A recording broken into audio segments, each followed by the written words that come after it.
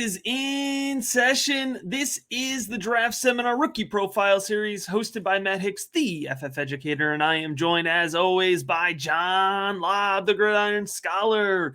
This is the Greg Dulcich rookie episode. Dulcich, one of the many sleeper tight ends in this class here, John, but I think this is the sneakier one. We wanted to make sure we highlighted some tight ends that we felt had high upside, and I'm excited to dig into them. But before we do, I want to make sure folks know that they can check out this entire series. We're on episode 30-something.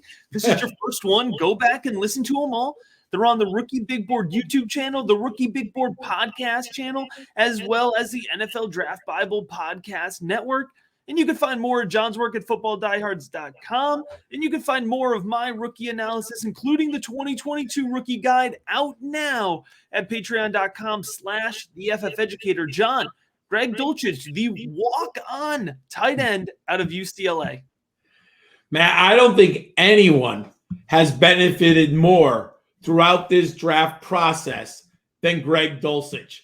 I remember in January when we recorded our Senior Bowl tight end show, at the last second, Dulcich was announced that he's going to the Senior Bowl. So we had to scramble to highlight him. And since that moment, Matt, he just continues to rise and rise up boards. Also, unfortunately, many of the tight ends in this class have failed to live up to either their athletic ability or what we saw on tape. So Dulcich is the biggest riser at the position, in my opinion, throughout the process. You mentioned he was a walk-on at UCLA. Well, why was he a walk-on? In high school, he was only a 3-star prospect, my friend, in the state of California. And believe it or not, in high school, he played wide receiver. So he kind of showed up at the UCLA campus and said, hey, I think I want to play football. And the stories, he literally just started, with the tryouts. I think he played his entire first year without a scholarship. I don't know if he borrowed or got money from the family, however, but he was on campus. Eventually, the coaching staff liked him so much, they granted him a football scholarship. And the redshirt junior just has taken off ever since then. In 2020 is the year that Dulcich finally really popped on the Bruins on the field, Matt.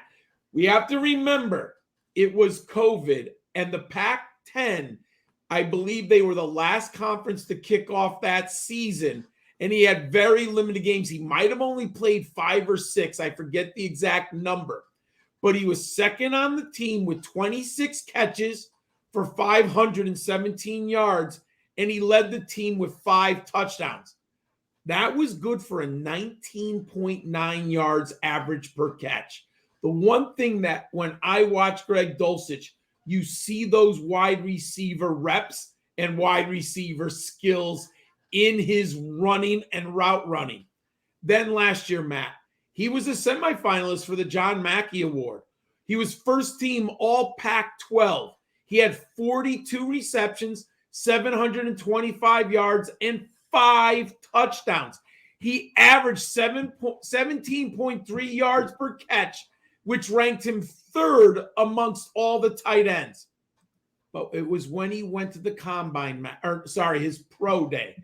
Greg Dulcich I don't think he ran at the combine, so we didn't get any numbers there.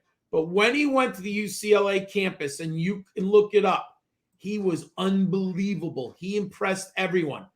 And Matt, the home cooking, unlike Texas A&M, Dulcich ran a 4.7 in the 40, a 4.37 in the 20-yard shuttle, and a 7.05 in the 3-cone drill. Matt, he blew away all 3 of the metrics that I'm looking for at the tight end position. He is the highest riser in this prospect. What does your film study say, Matt? Yeah, John, there's a lot to like when watching his film. It really starts with his hands, and I want to point this out, right? This is specifically looking at what we want for fantasy football, and we have a proficient pass catcher.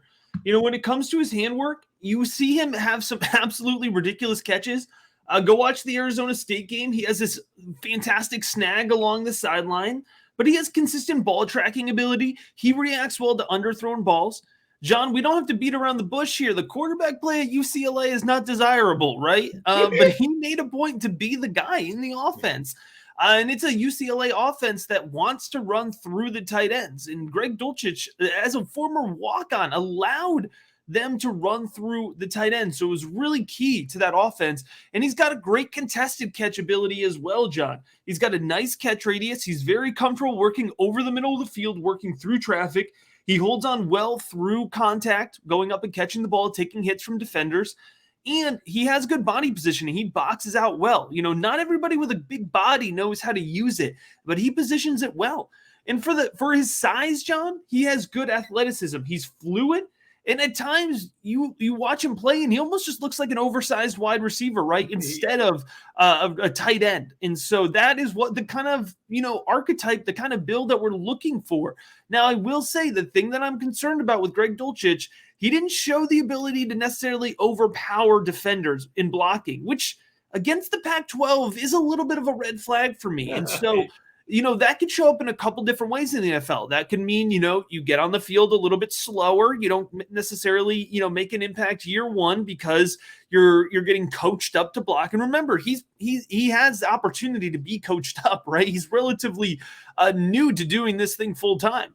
So either he's going to get coached up in the NFL or he may get pigeonholed into a little bit of a role where he's not necessarily out there on the field for 60 or 70% of the snaps.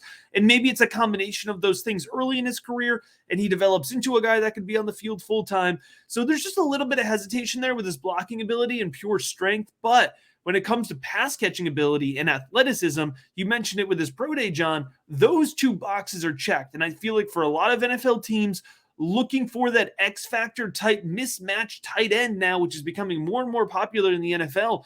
Dulcich is the type of guy that is going to catch the eye of NFL teams and can end up catching the eye of fantasy football players as well. But John, let's get back into those numbers. Matt, I have one interesting concern about this young man, and it's Chip Kelly. I can't find a Chip Kelly pass catcher, either receiver or tight end, who has really gone on to success in the NFL. That might be a Chip Kelly problem. Yeah, I mean, it might be. It is interesting because we used to really like those Oregon Duck, right, prospects, but none of them went forward and really became stars in the NFL. So that's my little check mark where I'm like, oh, I really like this young man. At 6'4", 243, Matt, he's a wide tight end. He's not going to be an inline blocker. So it's really imperative. Where does he land with the coaching staff? And what is their perspective of the tight end position? If you're putting him in to smash a defensive end, we're in the wrong spot. He needs to be on an offense that's going to employ him as a receiver. And let's look at the key numbers that I'm looking for. 77 career receptions, basically in 2 years, Matt. I mean, those numbers are impressive when you realize how few games he has played for the UCLA Bruins. But my favorite number, Matt, 17.6 yards per reception.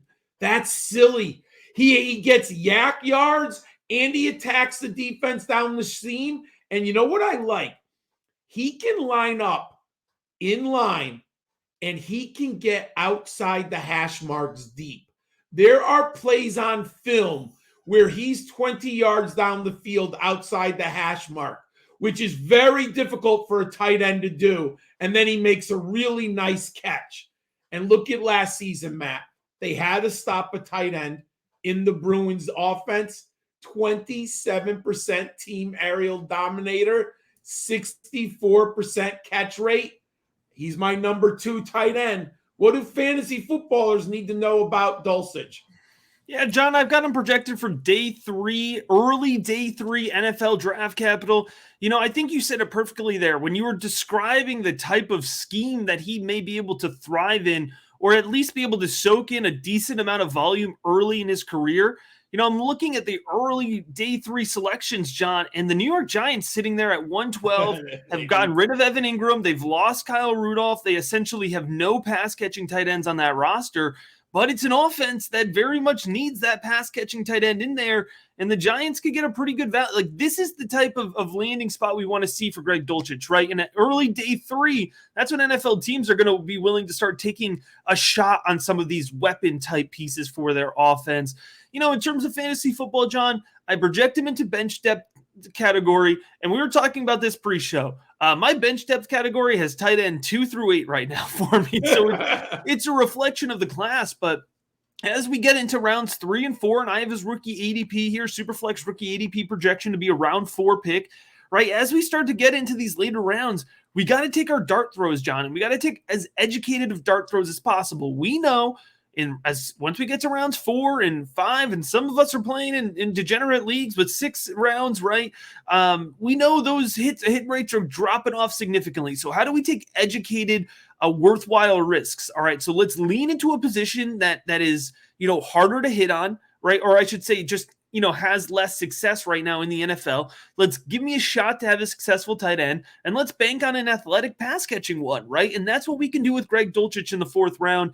And if we can do that, John, if I can take my dart throws on him in the 4th round, it's going to be a pretty good level of exposure for him. I'm going to have a healthy amount of Dulcich because I think that he can be this type of guy, right? He's somebody worth taking an educated risk on. John, with the Rookie Profile Series, you don't have to take any risk, all right? You just get to soak in the knowledge, deepen your insight on the rookie class, no risk involved. As always, we appreciate you checking out this episode.